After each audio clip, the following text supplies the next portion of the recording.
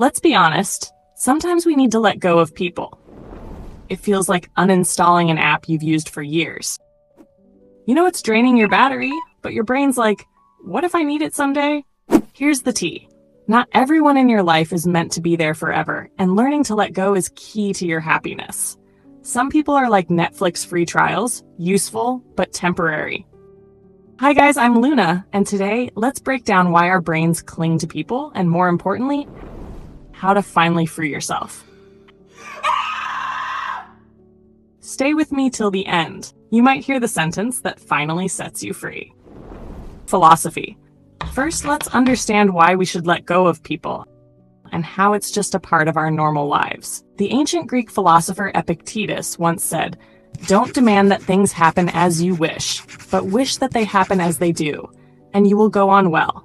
In other words, acceptance is peace. Even Buddhism teaches the same. One of the core teachings is impermanence. Everything changes and nothing is fixed. When we try to cling to people or situations, we suffer. When we accept their temporary role, we find freedom. Now, I want you to think of life as a train journey. At every station, people get on and off. Some ride with us for a few stops, some for the entire journey. Just like that, every person who travels the train of life with you has a role to play. Some teach us patience, while others are maybe there to kill the boredom, but once their role is done, they leave. And that's okay. Now that we've explored the philosophical side, let's see what psychology has to say about why we cling. The psychology. Attachment system. Our brains are wired to form attachments since childhood. According to psychologists John Bowlby and Mary Ainsworth, we carry our attachment style into adult relationships. This makes 3 types of people. Secure people. Chill, balanced, probably journaling at 6 a.m. Anxious people, panicking when someone takes even 2 minutes to reply. Avoidant people, ghosting harder than Snapchat streaks. If you're anxious attached, you fear abandonment, you cling harder. And none of this makes you a bad person. It makes you human. Let's understand how our brain functions to create attachments. The reward system, aka brain chemistry gone wild. Our brains are sneaky little drug dealers. Here's how. When you hang out with someone you like, your brain drops dopamine, the pleasure chemical. It's the same one that hits when you scroll endlessly on TikTok or Reels. Add oxytocin into the mix, the bonding hormone. That's the one that makes puppies adorable and hugs feel like therapy. When you cuddle, when you laugh together, even when you share a dumb meme, you're getting microdoses of oxytocin. Now here's the problem. Once your brain gets used to those hits, it treats that person like a subscription service. Just cancel the subscription. That's why breakups feel like withdrawal from a drug. Your brain's like, excuse me, where's my dopamine latte? Where's my oxytocin frappuccino? And that's why you start doing weird stuff. Checking last seen on WhatsApp, stalking their comments, analyzing if their playlist is about you. It's not love at that point. It's literally your brain hunting for its missing chemical fix. Some studies even compare heartbreak to the same brain areas that light up as cocaine withdrawal.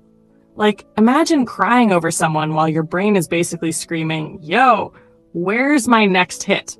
So yeah, when people say time heals, it's not fake. It's literally your brain detoxing. The Zygarnik effect. Another psychological reason for your clinginess is the Zygarnik effect. So what is the Zygarnik effect? Psychology says we obsess over unfinished stories and tasks. That's the Zygarnik effect. If someone leaves without closure, your brain keeps looping. What if? What did I do wrong? Could I fix it? That's why you replay conversations in your head before going to sleep. Not because it'll help, but because your brain hates loose ends. Why it's dangerous. Clinging feels safe, but it traps you. It's like hugging a cactus. Looks comforting, but the harder you grip, the more you bleed. And here's the plot twist. While you're spiraling, the other person is probably living their best life, not thinking twice.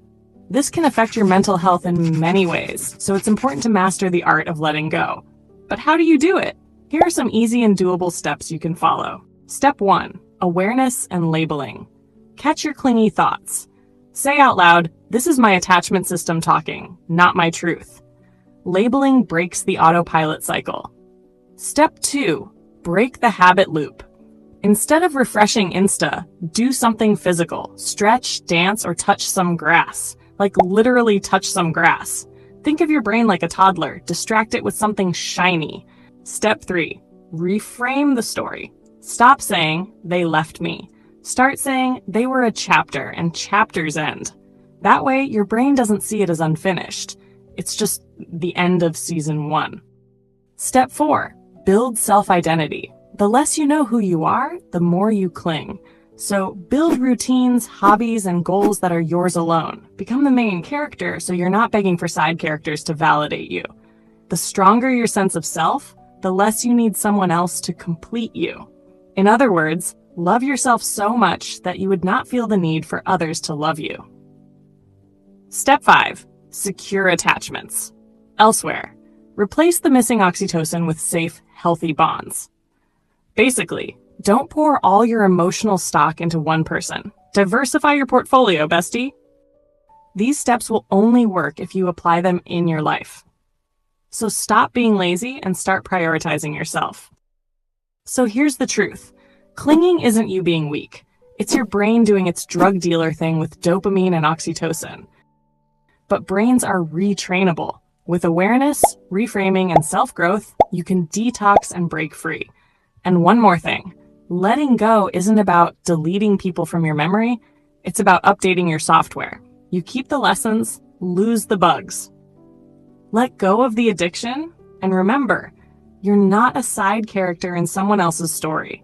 You're the whole damn show. If you want to learn more about basic psychology and want to grow, subscribe to my channel. And if this video was helpful, then press the like button and tell me about your stories in the comments. See you in the next video.